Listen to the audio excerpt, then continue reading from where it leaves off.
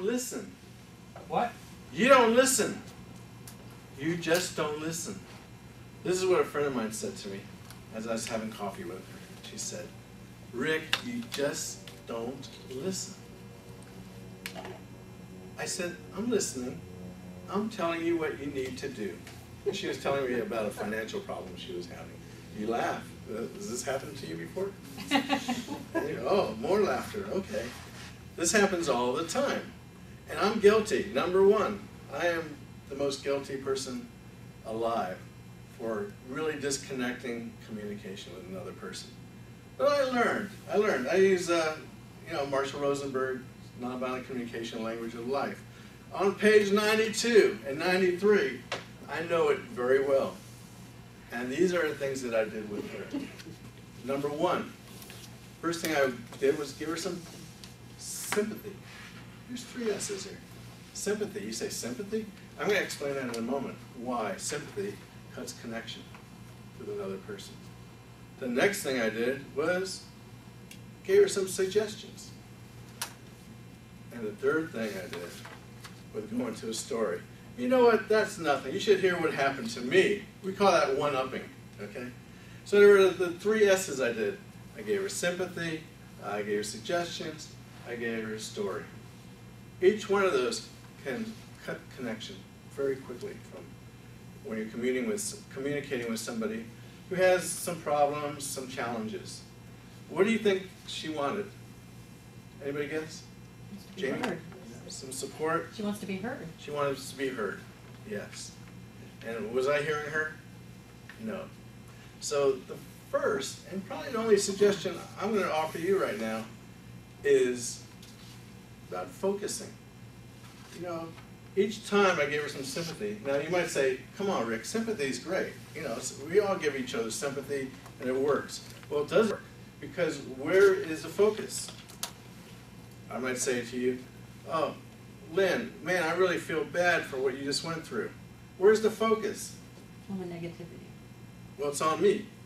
Since I feel bad. What I want to do is I want to focus on Lynn. I'll say, Lynn, so it must be really frustrating. I'm guessing you really want just your life to be a little bit easier right now. Yeah. That feels better. Yes. Yeah. Instead of, oh man, I feel so bad. Okay. So, what are we going to get out of? No more sympathy. Okay? Unless your intention really is deeply to connect with the person, to really be there for them, to really hear them out. Then the sympathy might work, but you won't need it. Because right now you're in the empathy consciousness. Instead of you're into focusing on what they're going through. Same thing with suggestions. You know, I say, if you give somebody a suggestion without asking them if they want to hear one, apologize. And someday I'll show you how to apologize using nonviolent communication. But there is a way, you know, people do want to hear suggestions, but a lot of times they just want to really be heard. And the third one is a story. You know, first of all, let me tell you a story about what happened to me. Where's the focus? On you.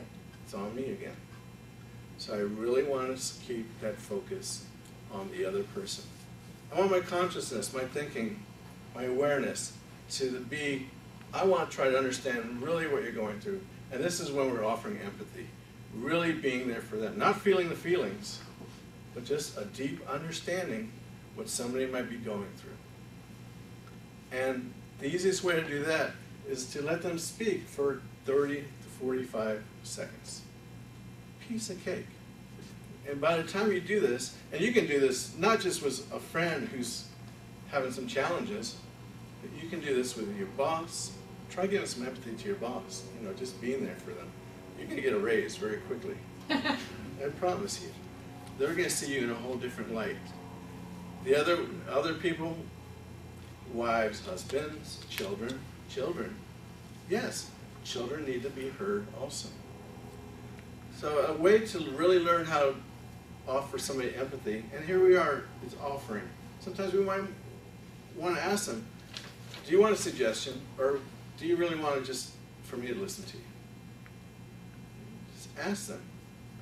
And a lot of times, if just having that intention to want to listen to them to want to hear them, and being quiet and let them speak, they're going to see that your intention is really to honor them, to honor where they are.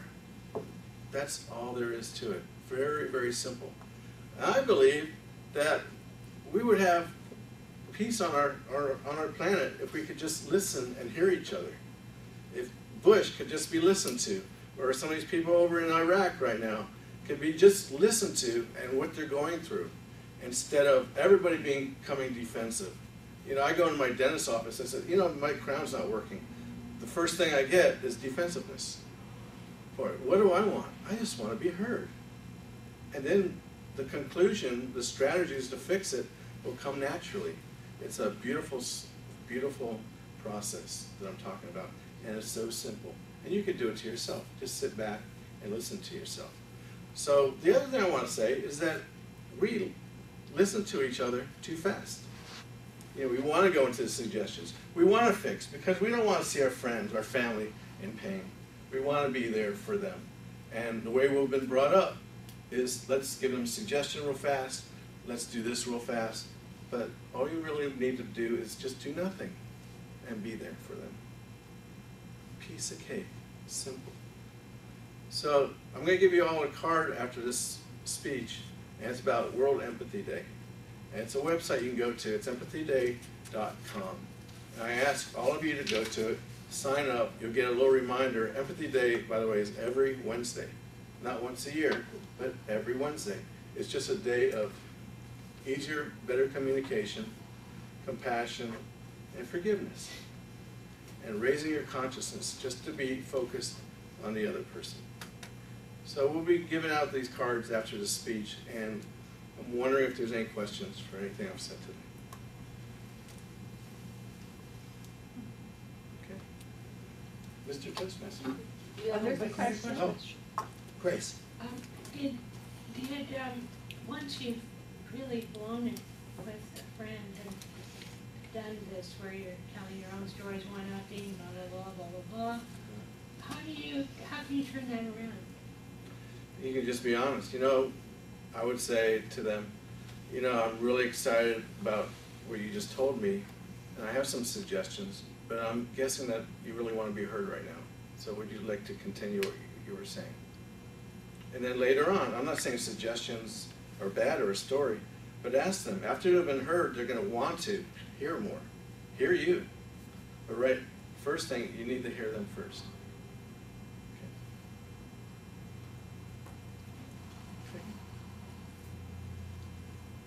Is there another option, going on the other side of it is a way of communicating where you're going to be listened to? Mm-hmm. Like you gave the example of going into the dentist office and making a complaint about a crown. Yes. Yeah, they were probably on the defensive because something you said, maybe, I'm just assuming, maybe they felt they were being attacked by something, right. by something like you said. So, you know, as far as the communication goes, I'm assuming you have to present yourself in a way you're going to be listened to. So how do you calm them down if they've been triggered? Or Yeah, exactly. Okay. Again, offering them empathy and hearing them. And going in there before, you know, calm and saying, well, this is what my need is. I need to be heard and respected and my consideration. Yet they're going to need the same thing. So I'm going to go in there with that consciousness that I'm going to slow down my listening. I'm going to try not to get triggered by whatever they say.